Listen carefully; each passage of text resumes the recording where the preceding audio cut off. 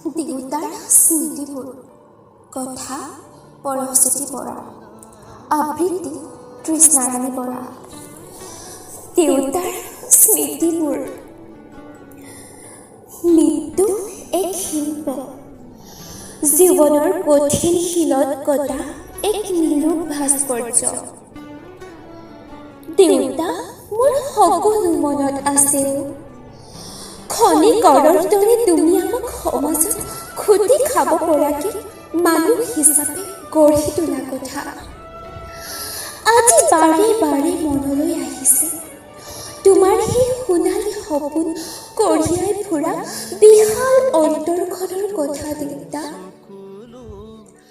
দেউতা যেতিয়া মাৰ কাষত বহো, মায়ে প্ৰায়ে কয় তোমাৰ লগত পাৰ কৰা সেই মধুৰ মুহূৰ্তবোৰৰ কথা।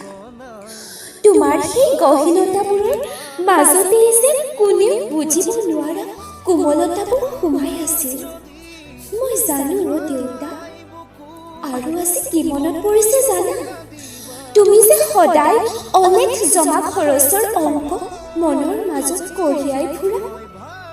দেউতা, তোমাৰ বিয়োগৰ পিছত এনে লাগিছিল জানা, যে আমাৰ শৰীৰৰ এটা অংশ ক'ৰবাত হেৰাই গৈছিল। দেউতা, মোৰ মনত আছে তুমি যে কুটা কঢ়িয়াই কঢ়িয়াই পূজা হৈ গৈছিলা, আৰু তথাপিও সত্য পথেদি মূৰ দাঙি গৈ আছিলা। দেউতা, আমি মৌন হৈ ৰ'লো তেতিয়া, আৰু আজিও মৌন দেউতা, আজিও মৌন।